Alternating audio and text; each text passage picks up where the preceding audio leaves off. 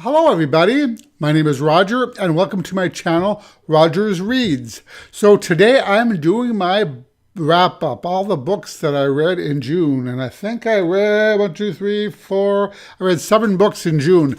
Not as many as I usually do, but I think I mentioned in one of my past videos that June was an insanely crazy month for me, so I didn't get a chance to read as much as I would have liked, and July is shaping up to be the same way. So anyway, on with my wrap-up. So the first book I read this month was a book entitled Jonny Appleseed. This was written by Joshua Whitehead. I'm a really huge fan of LGBT Native American literature, so I was really delighted when Jonny Appleseed crossed my path. So this follows a witty young Native American man named Jonny Appleseed, who has left the reservation and now lives in the big city of Winnipeg. So there, Jonny reinvents himself and runs his own business as a cyber sex worker in which he fetishizes himself via webcam to earn a living. So as the story begins, Jonny has just received the news that his stepfather, Roger, has passed away, and he only has 7 days to earn enough money to return to the res for the funeral. So it follows as a brief, non-linear peek into Jonny's life as he recalls memories of his strong, no-nonsense kokum, or his grandmother, his mother, his homophobic stepfather, his romantic and yet complicated relationship with his boyfriend, Tias. So through Jonny's first-person narrative, we explore such issues as racism, anti-gay violence, friendship, love, loss, Native American identity, trauma, the challenges of identifying as both Indigenous and queer, sexual awakening, and most of all, survival. So this was a refreshing, brilliant work that was gorgeously expressive and poetic, yet with a certain rawness to it that makes it really relatable to the reader. So the next book I read this month was a book entitled Social Intercourse, written by Greg Howard. So Social Intercourse is a romantic comedy that follows Beckett Gaines, who's an out and proud gay teen living in a conservative town in South Carolina with his father. So when his father begins dating the recently single lesbian mom of Jackson Parker, a bully and a jock, Beck is not amused. His father, you see, is emotionally fragile after Beckett's mother left, and Beckett does not want to see his father get hurt again. So in this way, he kind of looks after his dad. Now, Jackson isn't all that keen on the situation either, and is willing to do whatever it takes to bring his two moms back together. So the two boys decide to put aside their past differences, and even though Beckett is holding a serious grudge, the two boys come together to form an unlikely alliance, and they end up concocting a plan to break up their parents. So during their scheming, however, they begin to grow closer, and the situation becomes even more complicated and more confusing. And, of course, nothing goes according to plan, leading to much drama and comic hijinks.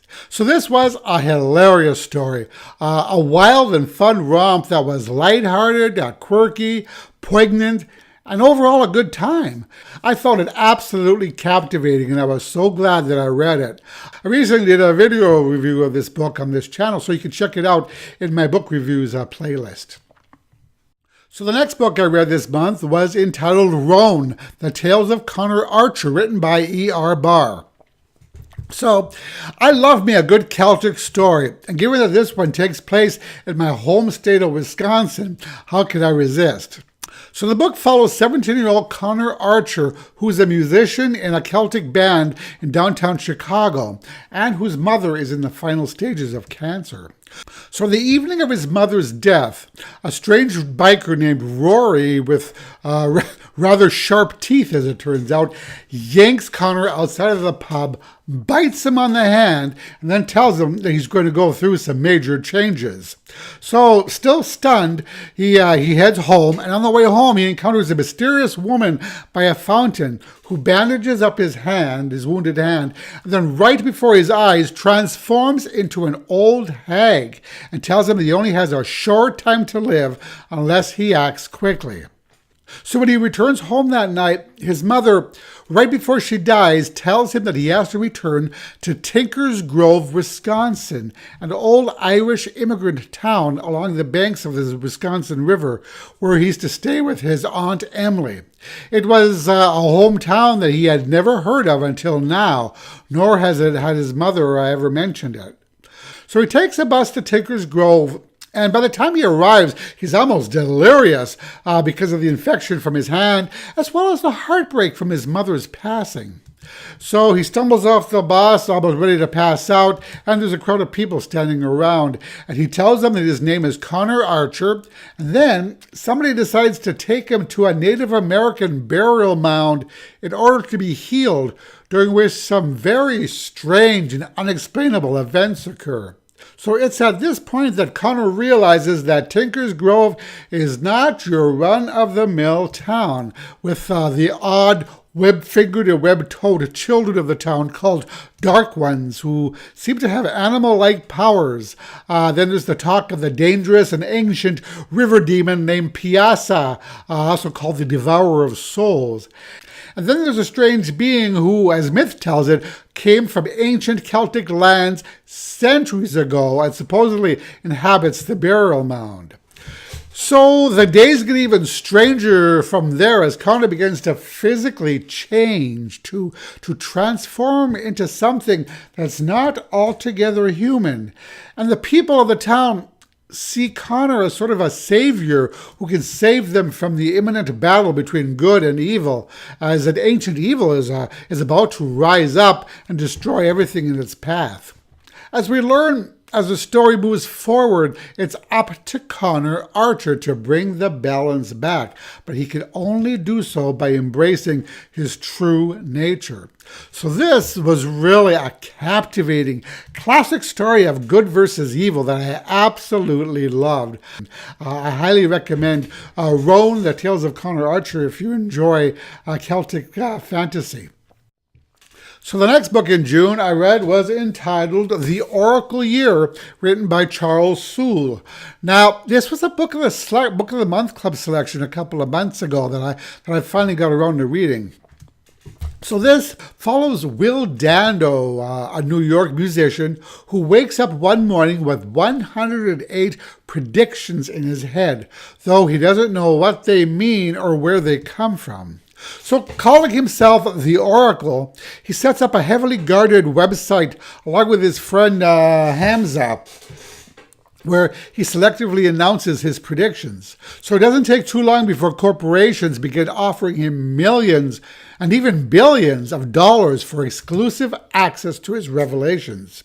So soon he's the richest and most powerful person in the world. But his predictions begin causing some major social upheavals. And because of it, he makes some mighty powerful enemies, including cyber spies, hellfire preachers, warlords, the grandmotherly but deadly assassin whose next mark is Will, and the United States government, who will do whatever it takes to bring Will down. So soon Will's life is turned completely upside down from the fallout of his predictions, and there's only a couple of people he can trust. So he ends up having to protect those people while racing against the clock to save the world. So this was really one hell of a heart-in-your-throat roller coaster ride that, just when I thought I had figured it out, the direction of the novel completely changed. So in this way, there are plenty of twists and turns and curveballs to keep the reader guessing. I absolutely loved the premise of this story, and in fact, I found it wildly creative and intricately well plotted, with seemingly minor events all tying back to the main storyline, which I found especially interesting. All in all, The Oracle Year was a great read. So the next book I read in June was entitled The Cuckoo's Calling by Robert Galbraith. Now this was a book that we read in June for my in-person book club. For those of you who don't know, Robert Galbraith is the pen name for J.K. Rowling, used for her adult mysteries. So Cuckoo's Calling follows a private detective named Cormoran Strike, who, after breaking up with his nutty fiancée, finds himself camping out in his office. So he's down to one client. Creditors are constantly calling him, and he isn't quite sure how he's going to be able to pay for his secretary, Robin, who has just been sent in from the temporary agency. So then, John Bristow, the brother of a famous supermodel, Lula Landry, also known as Cuckoo, who recently killed herself by jumping off her apartment balcony, strolls into Cormoran's office. He tells Cormoran that he doesn't believe that his sister committed suicide, but in fact, he believes that she was murdered.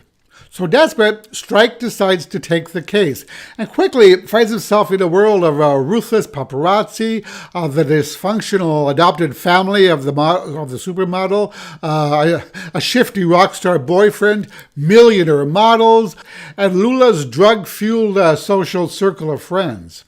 Now, with all this in mind, it's actually difficult to believe that Lula didn't commit suicide with all the shifty people in her social circle. But with check in hand, it's now up to Cormoran and Strike to answer that age-old question. Did she jump or was she pushed? So, unfortunately, I didn't really get on with this book at all. I was about 100 pages into it, and I thought, if this wasn't a read for my book club, I definitely would have bailed on it. Then the same thought occurred to me again at 200 pages. So though it was extremely well written and filled with interesting personalities, I found myself having to slog through it. And I would put it down for many days at a time before I could pick it up, which is really unusual for me. I found it agonizingly slow and draggy with very little action or intrigue. I guess it's just a little bit too tame for my tastes. I like my stories with twists and turns and plenty of action. So perhaps this was aimed more at the cozy mystery reader, but it definitely was not for me.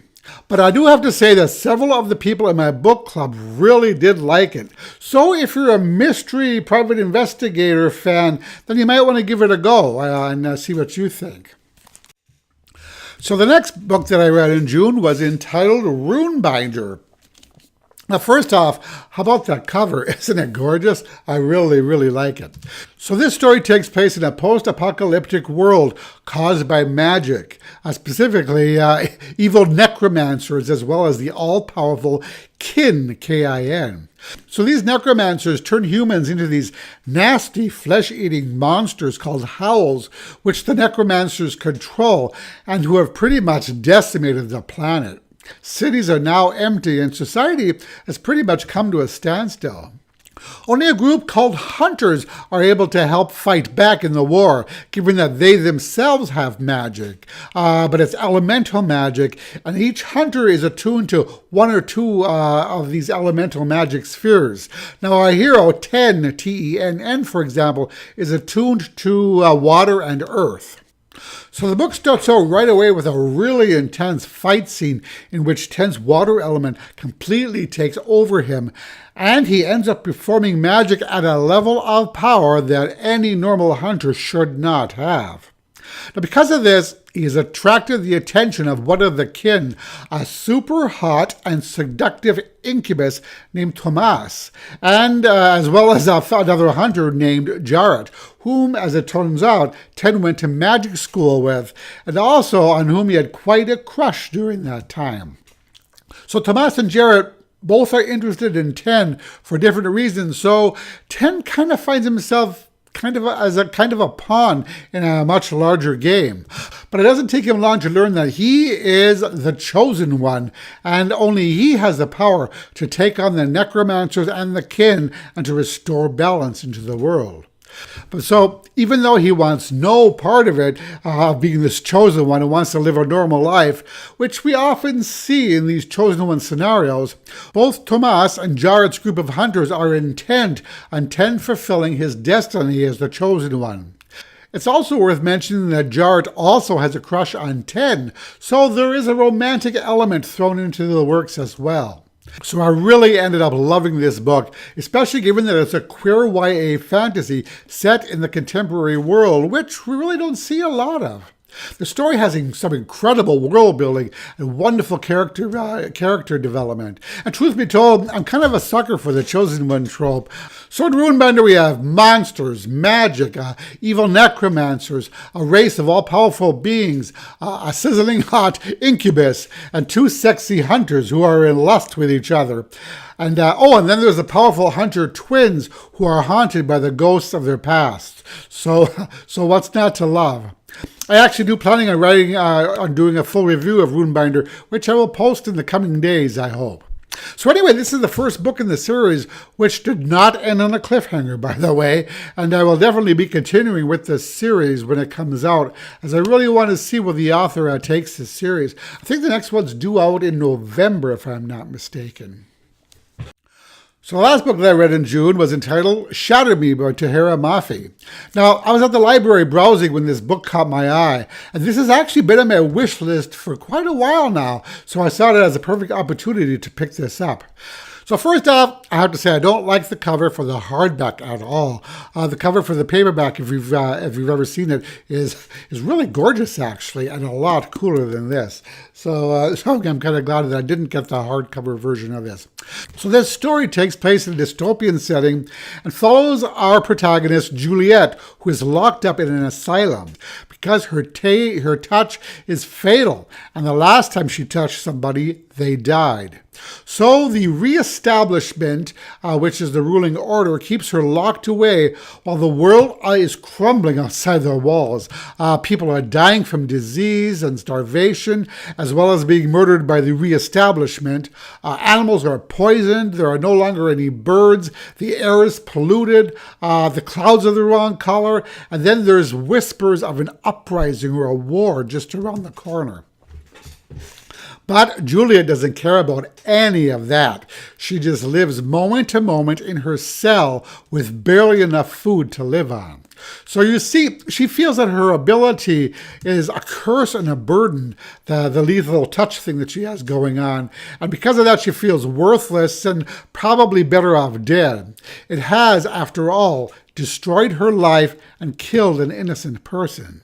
But now the reestablishment has taken an interest in her and is seeing her in an entirely different light. So instead of a liability, they're suddenly seeing her ability as an opportunity to use Juliet as a deadly weapon now that whispers of war are in the air.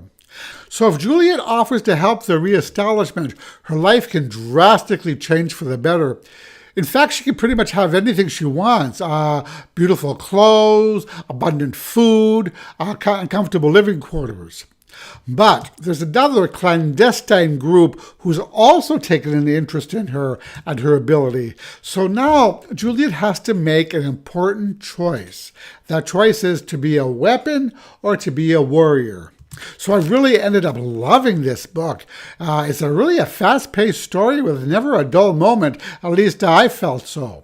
I actually finished this book in 2 settings, so it definitely kept my interest through it. The characters were wonderful, including a delightfully wicked villain named Warner. Now, the only downside, there was a romance that was kind of insta-lovey, which I really don't care for. And truth be told, I kind of found myself skipping over the numerous romantic scenes. There were basically kind of steamy scenes without the sex. But luckily, there was plenty of action in the story to balance out the overly romancy scenes.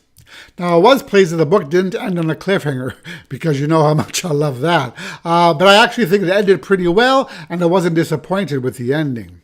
Now, there are several other books in this series. I think there are 4 main ones and 2 novellas, I do believe. So, and I will say that I will definitely be continuing with this series. I'm really glad I came across it. So this is another book that I plan on doing a more in-depth review on in this channel. I usually try to do reviews on most of the books I read. So that is it for my June wrap-up. How about you? What have you read in June? Let me know in the comments.